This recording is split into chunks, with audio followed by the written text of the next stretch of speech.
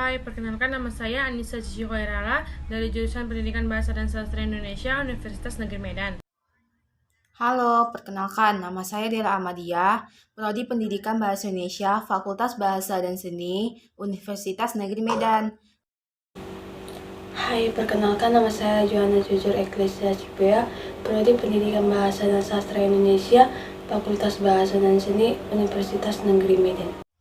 Alasan kelompok kami memilih strategi pembelajaran e-learning karena pada saat ini sedang marak-maraknya terjadi virus corona di Indonesia yang mengakibatkan pembelajaran dilakukan secara daring. Nah, kami memilih strategi pembelajaran e-learning karena menurut kelompok kami strategi ini paling cocok digunakan pada saat ini. Kami memilih strategi pembelajaran e-learning ini untuk memudahkan siswa dalam proses pembelajaran, terutama dalam menggunakan media yang akan dilaksanakan dalam proses pembelajaran seperti media Google Classroom, sehingga proses pembelajaran tidak akan terganggu pada saat pandemi sekarang. Nah, adapun kelebihan dari strategi pembelajaran yaitu yang pertama dapat diakses dengan mudah. Dengan menggunakan HP ataupun laptop yang sudah terhubung dengan internet, maka dapat memudahkan kita untuk mengakses materi yang akan dipelajari. Yang kedua itu biaya lebih terjangkau. Dengan bermodalkan paket internet, maka kita dapat mengakses berbagai materi yang akan dipelajari tanpa khawatir ketinggalan pembelajaran ketika kita tidak hadir. Yang ketiga itu waktu belajar lebih fleksibel. Nah, maksudnya di sini kita dapat mencari materi di mana saja dan kapan saja tanpa terikat jam pelajaran. Yang keempat itu dapat menambah wawasan. Ketika kita menerapkan media learning, maka kita dapat menemukan hal-hal baru yang sebelumnya tidak kita ketahui. Strategi pembelajaran e-learning juga mempunyai beberapa kelemahan, yaitu yang pertama, keterbatasan akses internet. Jika kita berada di daerah yang internetnya kurang stabil, maka hal tersebut dapat mengganggu proses pembelajaran kita. Yang kedua itu kurangnya interaksi dengan pengajar. Berkurangnya interaksi dengan pengajar, maka sulit bagi siswa untuk menanyakan kembali penjelasan lebih lanjut mengenai materi yang lebih sukar. Yang ketiga itu pemahaman terhadap materi. Materi yang diajarkan dalam e-learning direspon berdasarkan tingkat pemahaman dan kemampuan yang berbeda-beda kepada kemampuan si pengguna. Misalnya mereka lebih memahami materi dengan membaca ataupun mendengarkan, tetapi ada juga yang memahami materi membutuhkan waktu yang lama, dan ada juga meminta kembali penjelasan kepada temannya agar lebih mudah untuk dimengerti. Yang keempat itu minimnya pengawasan dalam belajar. Kurangnya pengawasan dalam melakukan pembelajaran daring membuat pengguna e-learning kadang kehilangan fokus. Nah, dengan adanya kemudahan akses di beberapa pengguna, juga cenderung menunda-nunda waktu belajar. Adapun yang menjadi kendala-kendala kami dalam pembuatan video, yang pertama, jarak rumah kami jauh sehingga kami tidak bisa membuat video pembelajarannya dengan tatap muka. Lalu yang kedua, pengajarnya menggunakan Zoom sehingga hasilnya kurang sempurna. Lalu yang ketiga, di saat pembelajaran berlangsung, para siswa tidak menghidupkan kamera sehingga kurangnya interaksi antara guru dengan siswa. Lalu adapun kendala-kendala dalam pengeditan video, yang pertama, banyaknya video yang di-cut sehingga memperbanyak waktu. Yang kedua, jaringan kurang stabil sehingga membuat waktu semakin lama.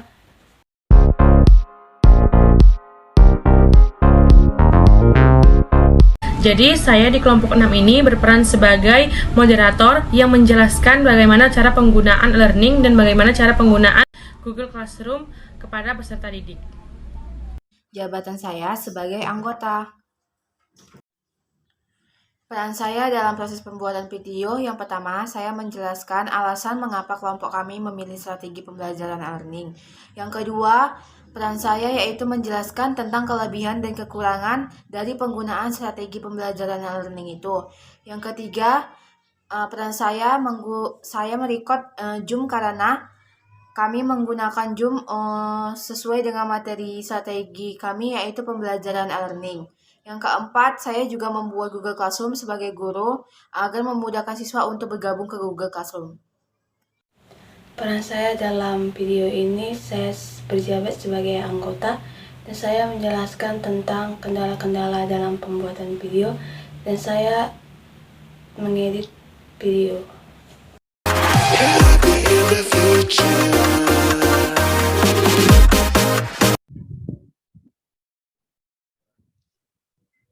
Baik, Assalamualaikum warahmatullahi wabarakatuh semuanya. Waalaikumsalam warahmatullahi wabarakatuh. Bagaimana nih kabarnya pagi ini? Sehat-sehat kan? Alhamdulillah sehat Kak. Sehat. Nah, baik. Tujuannya kakak di sini mau mengumpulkan kalian, yaitu kakak di sini ada tugas dari dosen untuk yang berjudul penggunaan model pembelajaran e-learning dalam meningkatkan kualitas pembelajaran siswa. Nah, di sini kakak akan menjelaskan bagaimana cara penggunaan e-learning untuk meningkatkan kualitas pembelajaran kalian. Nah, sebelum itu, perkenalkan dulu ya. Nama kakak Anissa Cici Hoirala, biasa dipanggil Cici, dan teman kakak. Nama kakak Dela Madia, bisa dipanggil Kak Dela. Nama kakak Johana Shibaya, bisa dipanggil Johana.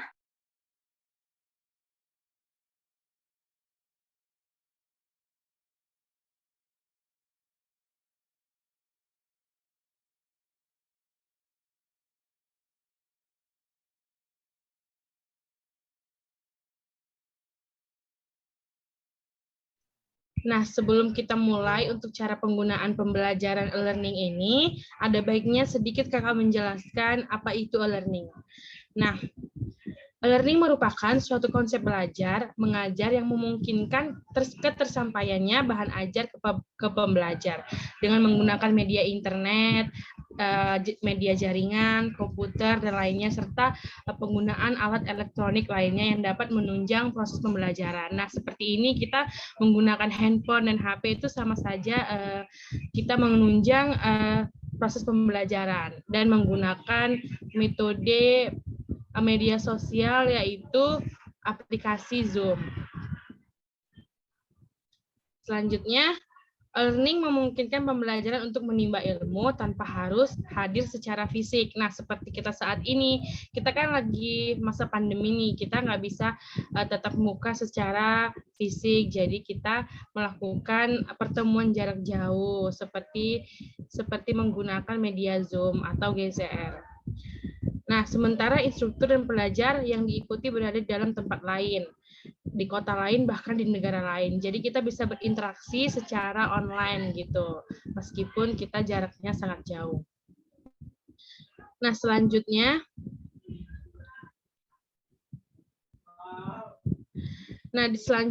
di penggunaan pembelajaran e-learning ini, kita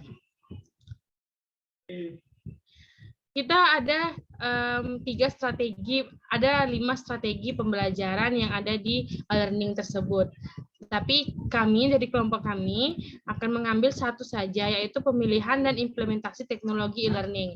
Nah, pemilihan teknologi pada langkah ini dimulai proses pengimplementasian, yang dimulai dari pemilihan teknologi yang akan digunakan yang meliputi. Nah, pemilihan teknologi yaitu saya memilih teknologi seperti e-learning ini, teknologi untuk sistem e-learning yaitu menggunakan Google Classroom. Teknologi untuk pembuatan konten dan teknologi pendukung lainnya seperti teknologi untuk diskusi atau presentasi. Nah, kalau untuk teknologi diskusi dan presentasi itu ada media aplikasi Zoom tersebut. Nah, kita langsung saja untuk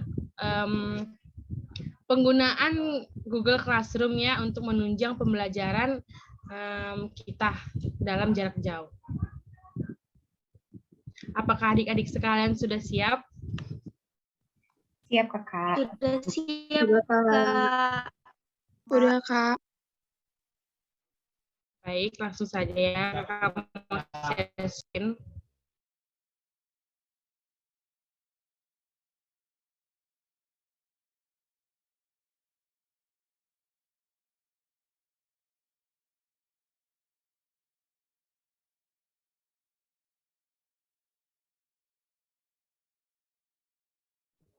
Adik-adik, apakah sudah kelihatan? Sudah Kak. Sudah, Kak. Baik.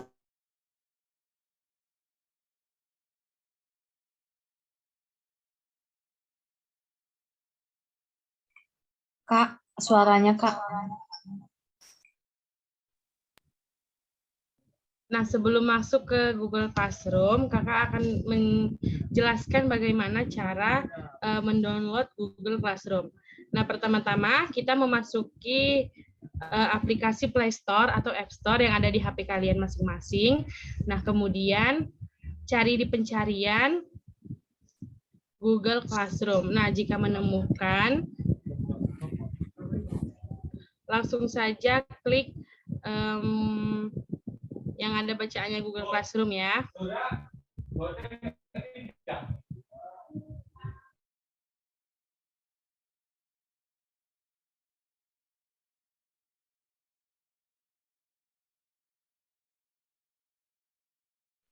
Nah, kemudian ada bacaannya install, langsung saja klik install.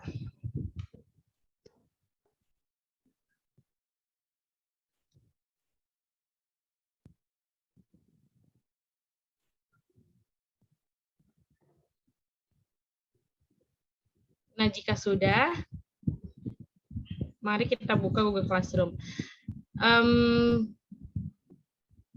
Sebelum masuk Google Classroom, kita diminta untuk memasukkan akun email masing-masing. Nah, buat adik-adik sekalian, agar memasukkan akun emailnya masing-masing ya. Nah, di sini kakak sudah masukkan akun emailnya. Buat para siswa, diharapkan untuk klik yang ini, gabung kelas. Nah, kalau buat guru ini buat kelas. Nah, jadi kakak di sini akan menjelaskan untuk para siswa. Jadi kakak akan mengklik gabung kelas.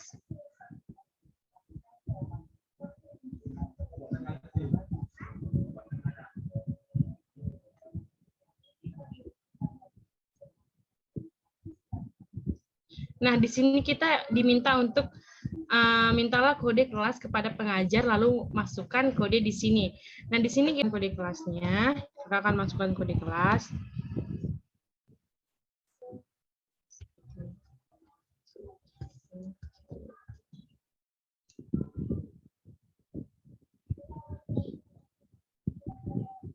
Klik gabung yang ada di ujung sini.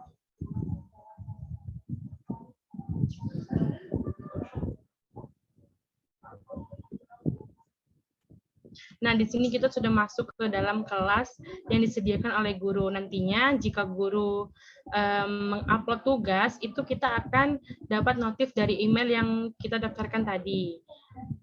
Ataupun dapat notif juga dari GCR.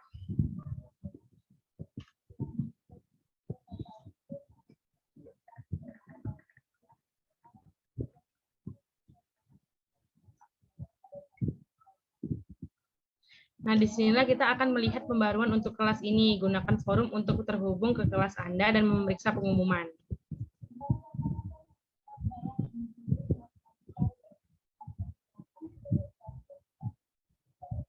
Nah, ini ada tugas nih dari gurunya. Buatlah resume mengenai strategi pembelajaran learning. Nah, kita klik aja nih tugasnya. Nah, di sini tidak ada batas waktunya ya. Jika ada batas waktunya nanti terlihat begitu. Kita klik.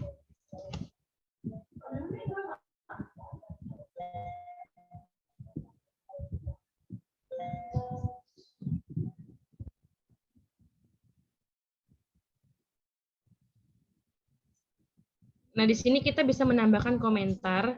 Misalnya kita tidak paham dengan tugas yang diberikan oleh guru tersebut, kita bisa berkomentar dalam sini. Nah, di sini ada bacaan tugas Anda ditugaskan. Ini kita bisa mengupload tugasnya. Kita klik, baru kita pilih file. Nah, di sini saya milih browser.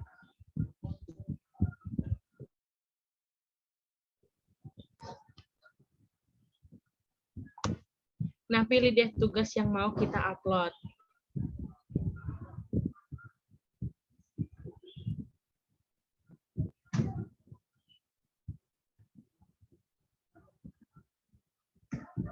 Nih, saya memilih tugas makalah.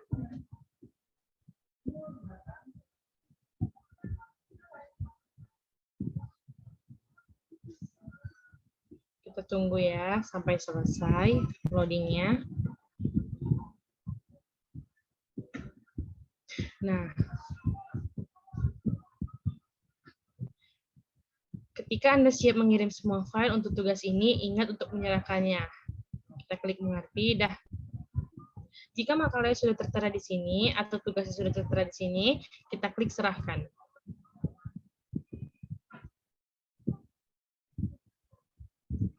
Nah, secara otomatis tugasnya itu sudah terserahkan kepada gurunya, seperti itu.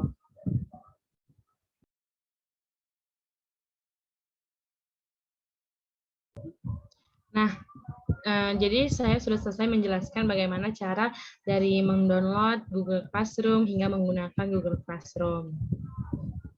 Nah, di sini saya akan menjelaskan beberapa keunggulan Google Classroom untuk pembelajaran online seperti kita. Nah, yang pertama itu lebih praktis, akses yang mudah. Jadi kita tidak perlu mengumpulkan tugas datang langsung secara langsung, tapi kita bisa mengumpulkan secara praktis dengan menggunakan Google Classroom ini. Yang kedua, pembelajaran itu lebih efisien.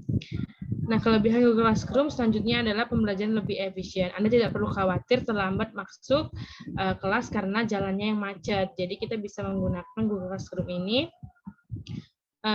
sebagai pengumpulan tugas gitu. Yang ketiga, melatih kemandirian siswa.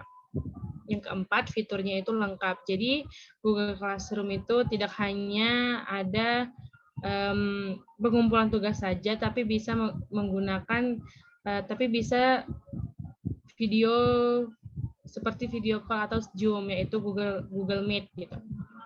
Itu mereka berteman. Nah, yang kelima ada memungkinkan pembelajaran jarak jauh. Nah, seperti kita ini tadi, kita kan ini rumahnya jauh-jauh nih jaraknya. Jadi agar bisa tetap berkomunikasi, berdiskusi gitu, kita bisa menggunakan Google Classroom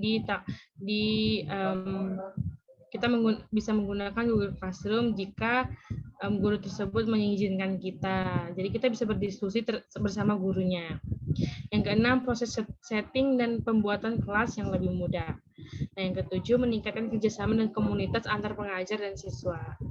Walaupun kita jarak jauh, tapi kita juga bisa meningkatkan komunitas kita antar pengajar dan siswa. Nah, yang ke-8, yang terakhir, penyimpanan data terpusat di Google Cloud.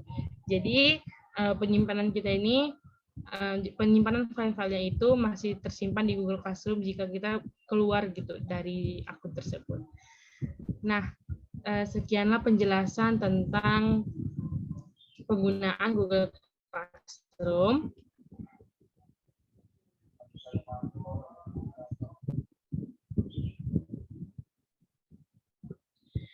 Nah, jadi penggunaan model pembelajaran e-learning dalam meningkatkan kualitas pembelajaran itu saya mengambil yaitu penggunaan cara Google Classroom. Karena Google Classroom ini yang saya jelaskan tadi manfaatnya banyak sekali. Jadi bisa memungkinkan kita untuk terus belajar walaupun jarak jauh atau pandemi gitu.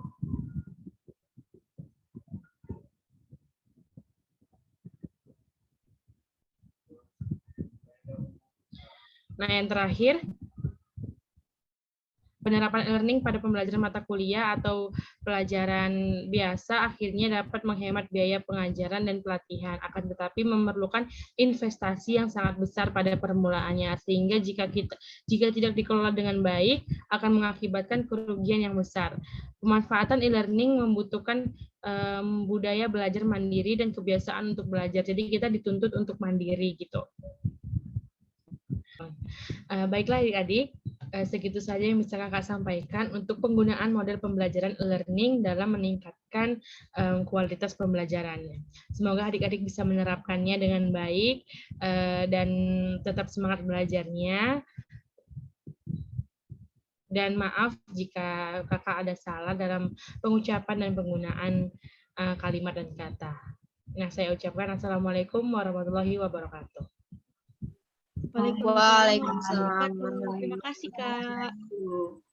Thank Ya, you, sama-sama. Kak. Makasih, Kak. Sekianlah video dari kelompok 6. Kami sadar masih banyak kesalahan dari video pembelajaran kami. Maka dari situ, kami mohon maaf dan semoga kedepannya kami bisa lebih baik lagi. Kami ucapkan terima kasih.